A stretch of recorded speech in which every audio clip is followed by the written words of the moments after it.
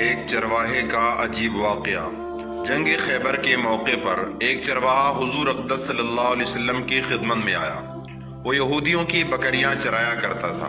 اس چرواہے نے جب دیکھا کہ خیبر کے باہر مسلمانوں کا لشکر پڑاؤ ڈالے ہوئے ہے، اس کے دل میں خیال آیا کہ میں جا کر ان سے ملاقات کروں اور دیکھوں کہ یہ مسلمان کیا کہتے ہیں اور کیا کرتے ہیں۔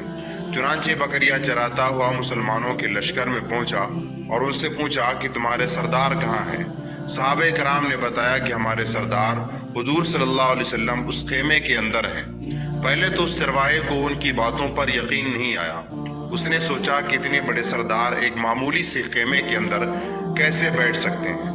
اس کے ذہن میں یہ تھا کہ جب اتنے بڑے بادشاہ ہیں تو بہت ہی شان و شوکت اور ٹھاٹ باٹ کے ساتھ رہتے ہوں گے، لیکن وہاں تو کھجور کے پتوں کی چڑھائی سے بنا ہوا خیمہ تھا۔ خیر، وہ اس خیمے کے اندر آپ سے ملاقات کے لیے داخل ہوئے اور آپ سے ملاقات کی اور پوچھا کہ آپ کیا لے کر آئے ہیں اور کس بات کی دعوت دیتے ہیں۔ حضور اقدس صلی اللہ علیہ وسلم نے اس کے سامنے اسلام اور ایمان کی دعوت رکھی اور اسلام کا پیغام دیا۔ اس نے پوچھا اگر میں اسلام کی دعوت قبول کر لوں تو میرا کیا انجام ہوگا اور کیا رتبہ ہوگا؟ حضور اقدس صلی اللہ علیہ وسلم نے فرمایا کہ اسلام لانے کے بعد تم ہمارے بھائی بن جاؤ گے اور ہم تمہیں گلے سے لگائیں گے۔ اس چرواہے نے کہا کہ آپ مجھ سے مذاق کرتے ہیں؟ میں کہاں اور آپ کہاں؟ میں ایک معمولی سا چرواہا ہوں اور میں کالا کلوٹا انسان ہوں۔ میرے بدن سے بدبو آ رہی ہے، ایسی حالت میں آپ مجھے کیسے گلے سے لگائیں گے؟ حضور اقدس صلی اللہ علیہ وسلم نے فرمایا کہ ہم تمہیں ضرور گلے سے لگائیں گے اور تمہارے جسم کی سیاہی کو اللہ تعالیٰ تابانی سے بدل دے گا اور تمہارے جسم سے اٹھنے والی بدبو کو خوشبو میں بدل دے گا۔ یہ سن کر وہ فوراً کلمہ پڑھ کر مسلمان ہو گیا۔ پھر حضور اقدس صلی اللہ علیہ وسلم سے پوچھا کہ یا رسول اللہ اب میں کیا کروں؟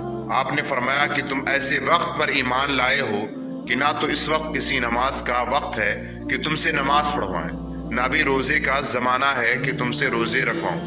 اس وقت صرف ایک ہی عبادت ہو رہی ہے جو تلواروں کی چھاؤں میں انجام دی جا رہی ہے، اور وہ ہے اللہ کے راستے میں جہاد۔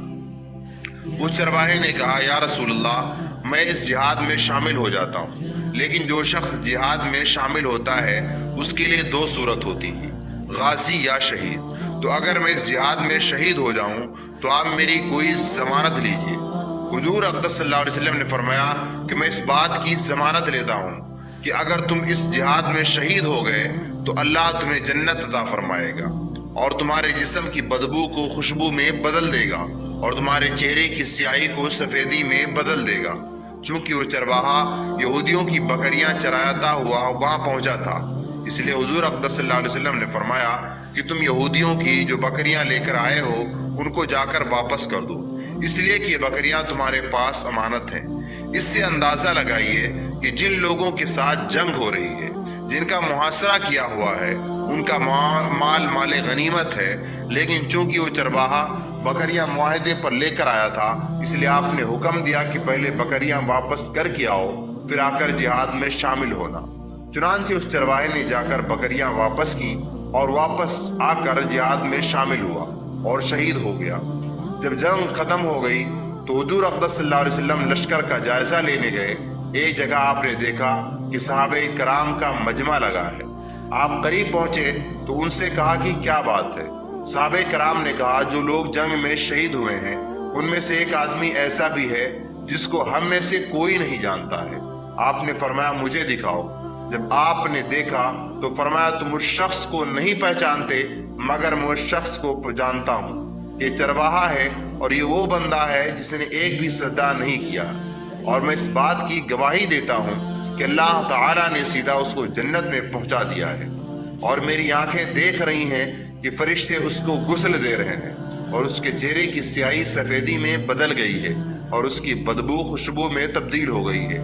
اندازہ کیجئے اگر کچھ عرصہ پہلے اس چرواہے کو موت آ جاتی تو سیدھا جہنم میں چلا جاتا، اب اس حالت میں موت آئی کہ ایمان لا چکا ہے اور سرکار دو عالم کا غلام بن چکا ہے، تو اس کے تمام گناہ معاف اور جنت ٹھکانہ ہے۔ سبحان اللہ۔ اللہ تعالی ہمیں ہدایت عطا فرمائے، آمین۔